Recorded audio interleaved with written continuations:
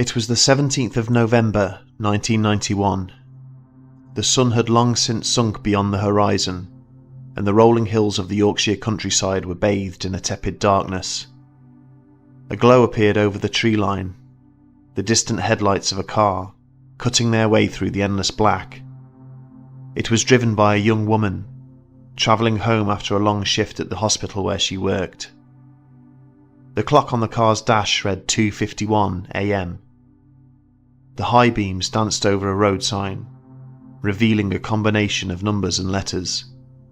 It read A616, Stocksbridge. The young woman yawned and looked in her rearview mirror, and immediately wondered why she had bothered. The road receding behind her was pitch black. There was nothing to see there. The darkness made her feel very alone, and in that instant, the air seemed to turn cold. An unborn fear, not yet realised, lurked somewhere in the pit of her stomach.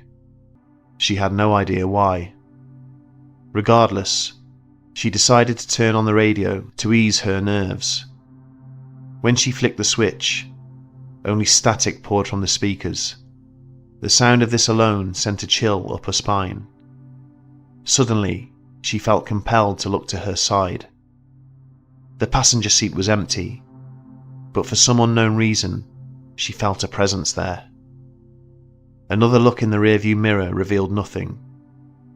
It was a momentary lapse of concentration, and when she glanced back towards the road, her heart skipped a beat. She slammed both feet on the brake pedal. The tyres began to screech as the car swerved from side to side, succumbing to the road's icy surface. She was now travelling sideways. There was an almighty thump, and suddenly the car was rolling down an embankment before it came to a crashing halt. The last thing to cross the woman's mind before everything turned black was the lone figure that she had seen standing in the middle of the road right before her accident. A figure which had now vanished without trace, as if it had never even been there. The headlights of the car died along with her, as the smell of burnt rubber hung in the air. Another life had been claimed. It was not the first crash to have occurred on this road, and it wouldn't be the last. 25 years later, in October 2016, the local radio reported yet another road closure. Police were in attendance, redirecting traffic. Unfortunately, this was the scene of a horrific accident involving a head-on collision between a van and a lorry. Whilst both drivers escaped with their lives, the van driver's injuries were very serious. This was one of hundreds of accidents to have occurred on the same stretch of road since 1988. Since then, there has also been 25 deaths, a rate of nearly one every year.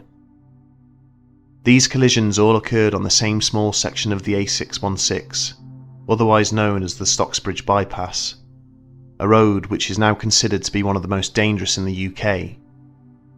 But this is not the only thing the Stocksbridge bypass is known for. It also happens to be one of the most haunted highways in Britain, and possibly the world.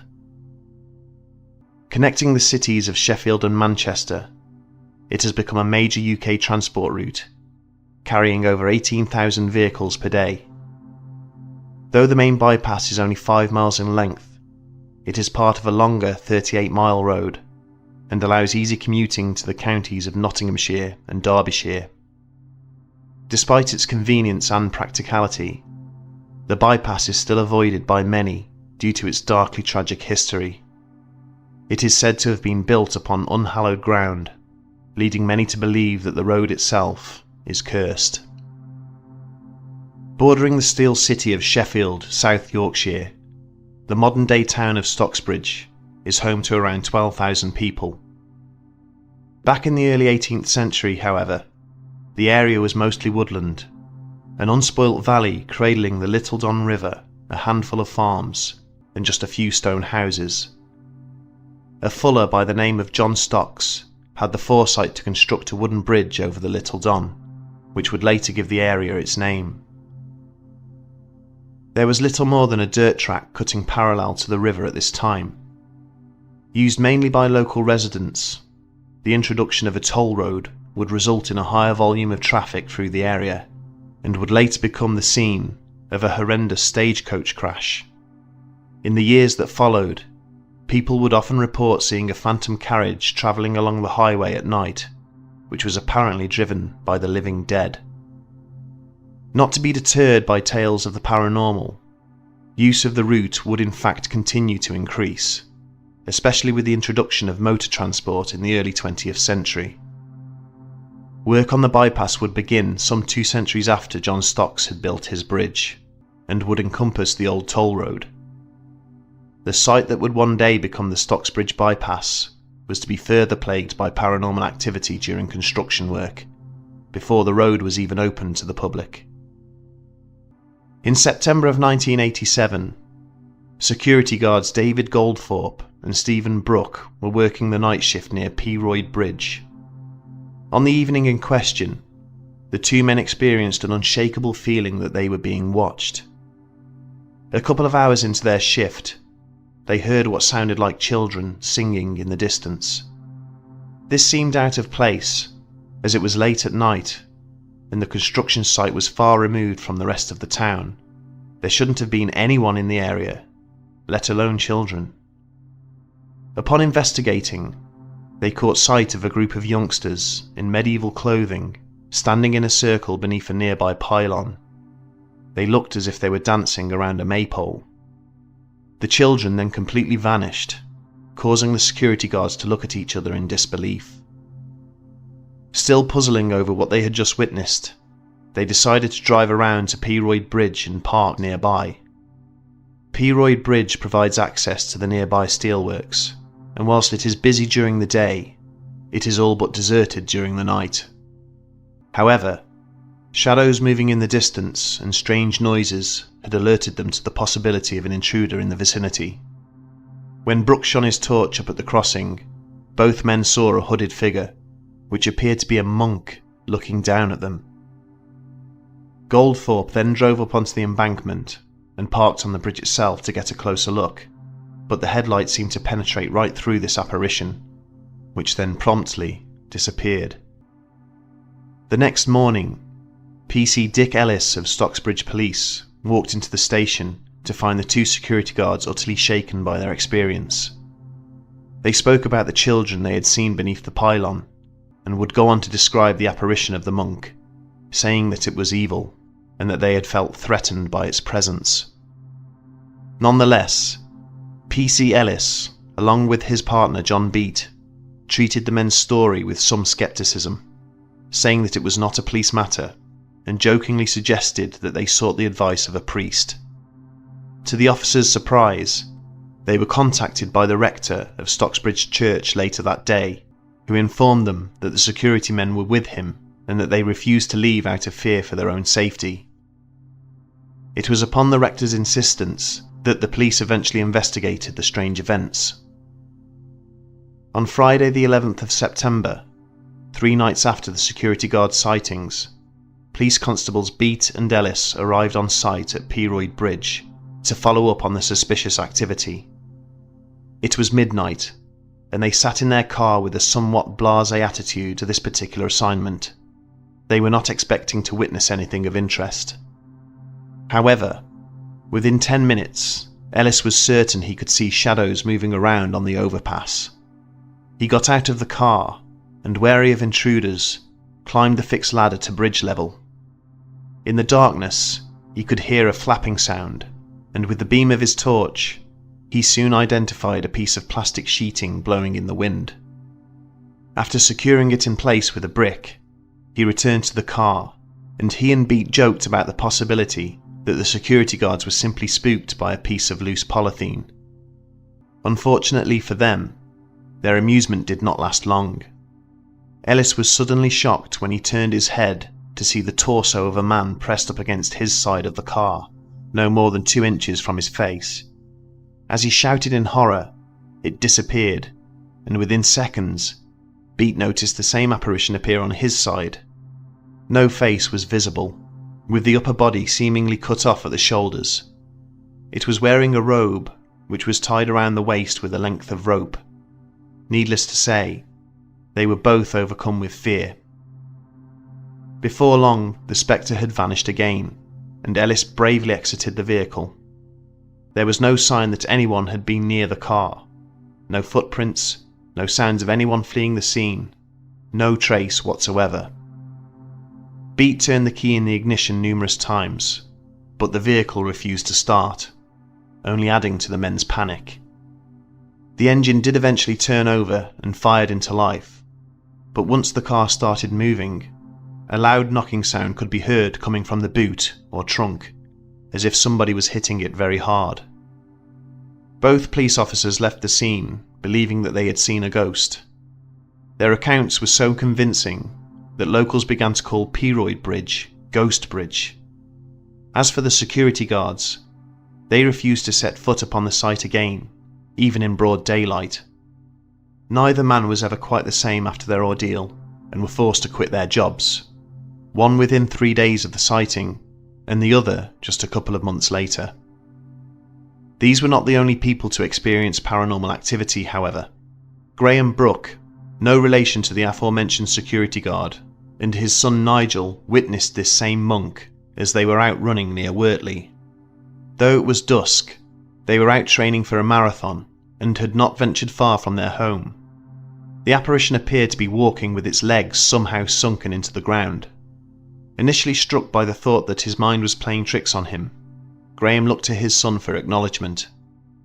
He describes the monk as being dressed in 18th century attire, with a dark brown hood over its head. He remembered the face being completely black, like a miner's face, and also recalled the air being heavy with a musty scent. Eerily, the Stocksbridge bypass would eventually open to the public on Friday the 13th of May 1988. In normal circumstances, there was no reason for the newly laid road to seem so treacherous, but within a few years, planners had become concerned by the unexpected number of accidents and fatalities. There were 14 deaths within the first 10 years alone. Some believe that the mysterious monk and the ethereal children continue to haunt the bypass to this day, with a number of further sightings in recent years, and even claims that accidents have been caused due to the presence of paranormal entities on the road.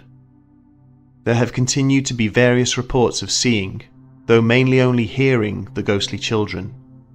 Other recent witnesses have reported seeing witches and a ghostly woman in white at the bypass. The most common sighting, however, is that of the monk. Though some see this apparition on the bridge or in the distance, many drivers are said to see it appear in the middle of the road, right in front of the car, usually disappearing at the point of impact. However, other drivers say that despite attempts to swerve out of the way, the figure can pass right through the vehicle. Other more chilling accounts tell of how the monk has appeared sitting in the passenger or rear seats of the car. One can only imagine the shock of looking up in the rearview mirror only to see the vision of a faceless friar staring back at you. Many ghostly sightings occurred whilst the bypass was still under construction. This has given rise to a number of ideas. One theory of the monk's presence at the bypass is that his grave was disturbed during building work. No burial site or human remains were uncovered during construction, though some of the farms in the area were certainly known to be monastic. Legend has since placed the monk at Hunshelf Hall, though there is no evidence to confirm this. The monk's grave has simply never been found. Though there is no conclusive evidence, an explanation for the ghostly children is the ritualistic sacrifice of youngsters by former inhabitants of the area, perhaps even as far back as the Bronze or Iron Age. To complement this explanation, by way of an omen of death, a type of hellhound or black shuck called the Barghest has also been reported to frequent the Stocksbridge bypass. This is of particular interest, as the creature is known to inhabit execution sites. At Stocksbridge, the Barghest is said to appear as a huge black dog with wild fiery eyes. Finally, it has been discovered that a group of children died in a mining accident in Stocksbridge, and some believe that their spirits may also haunt the area. With the road deaths came witness accounts from other drivers stating that they had seen ghosts of those killed in previous crashes at the roadside. This is interesting, and potentially cyclical. In some cases, paranormal forces are said to be involved in influencing the accident itself, and of course, the more deaths that occur, the more possible victims that pass over to the other side. In an account from July 1990, David and Judy Simpson described events on one of the bypass's minor roads, the B6088 Wortley Village. In this instance, the couple were travelling to work when they saw what they thought was a jogger 3 feet above the ground. The figure leapt over an embankment bordering the road and landed right in front of the car. At the point of impact, the jogger completely vanished. Despite a recent fall in paranormal sightings, the road remains one of the creepiest and certainly most dangerous in the world, with regular head-on collisions on the Stocksbridge bypass since its opening. Incidents at the bypass even compare in number to notoriously dangerous roads. Leh Manali Highway in India, LTA in Tenerife, and the Guliang Tunnel in China.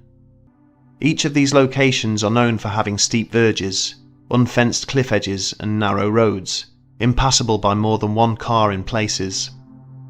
Whilst they may appear dangerous, speeds are generally low and drivers cautious. Parallels have also been drawn between Stocksbridge bypass and other apparently cursed or haunted roads. The construction of the iconic Route 66 was also said to have resulted in the disturbance of a body. There were said to be regular ghost sightings both on the main route and on side roads.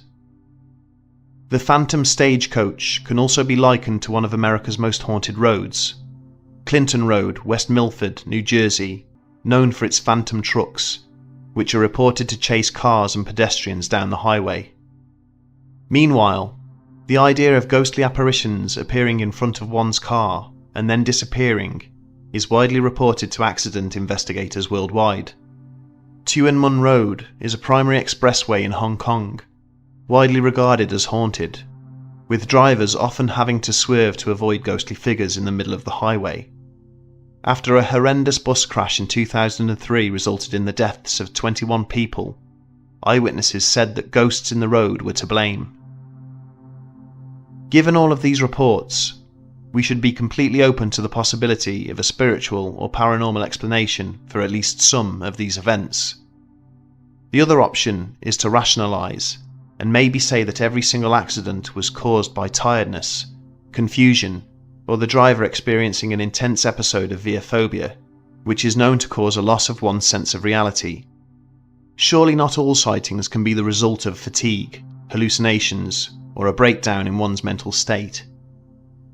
Whatever the future holds, the story of the Stocksbridge bypass monk, sightings of black shucks and singing children are nonetheless compelling, and compare to just about any other haunted road you care to imagine. We are faced with the question over whether the paranormal activity at Stocksbridge bypass is prevalent because of the amount of accidents and deaths that occur, or whether the accidents and deaths that occur are prevalent because of the amount of paranormal activity.